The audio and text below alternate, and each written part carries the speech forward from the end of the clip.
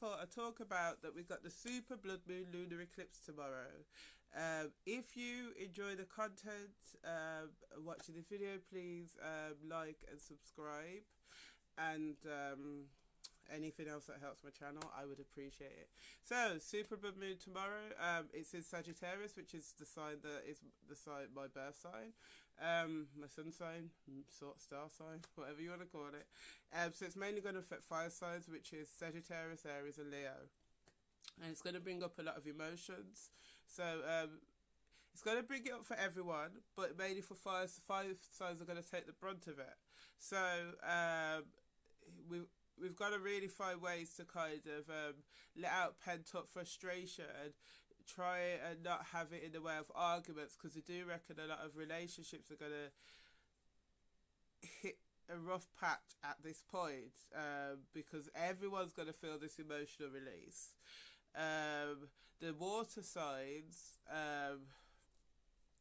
Cancer, Scorpio and Pisces, they are going to weather this a lot better than everyone else. They're going to still feel it, but they're going to get on a lot better. So this is what I've come to understand about it. I'm not an astrologer. I'm just someone who has a little bit of an interest in see what's going on. So we've got this coming up. Supermoons are often asking you to expand in some way, and I think with the combination of pent up emotions, that might be why some people a relationship struggles there, because what it is that because of the it being in Sagittarius, there'll be the need to not let anything or anyone hold you back from your expansion. So that could be what might be able to cause trouble between couples. And remember, the fire signs, all that fire, doing things quickly, it could get a little bit but then 3 days after that we got the retrograde. So tomorrow will be the 26th of May 2021. So as I'm sitting here now, it's the 25th. The retrograde, the Mercury retrograde, starts on the 29th. Now we already this week went into a Saturn retrograde, which is about making choices for you, from what I understand. I could be wrong, but this is what I understand and my feeling about it. We were already in Pluto retrograde, so we got the Saturn retrograde, the super lunar eclipse, which I'm told during an eclipse, do not put your crystals to charge, do not put moon water out, because it does a negative charge, because it being dark, because the moon is eclipsed. So, but you go on what your intuition with that is. That's up to you. You know, your crystals are yours. The retrograde always brings in energy, doesn't it, of electricals going wrong and old situations coming up into your life to test you, see if you want it back. And that's already been happening a lot for people, including me in the shadow, like old connections popping up and stuff like that. So with the making your own choices with the Saturn retrograde, you taking the helm and not expecting life to do things for you, you make the choice.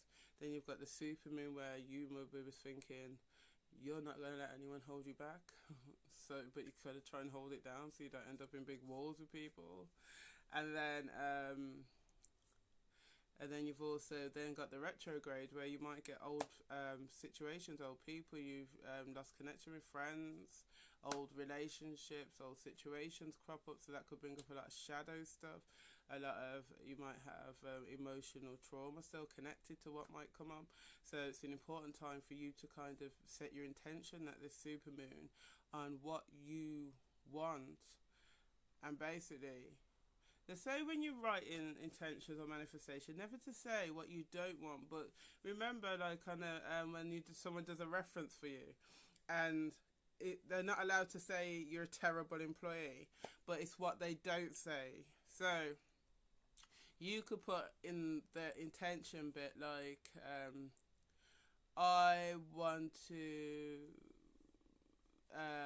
move forward having positive people in my life, which means you get what I mean? So you're not saying the negative aspect to that, like I don't want negative people. You're saying the positive. So think about how you word things. a friend of mine was talking about yesterday when she writes spells, and she was saying that she sits there and rewords things and makes sure things are said properly. And you can do that before you start really putting energy into a manifestation. Sit and write it out. See what it sounds like. See if there's any grey area to what you're saying. If any of the words mean multiple things, be clear.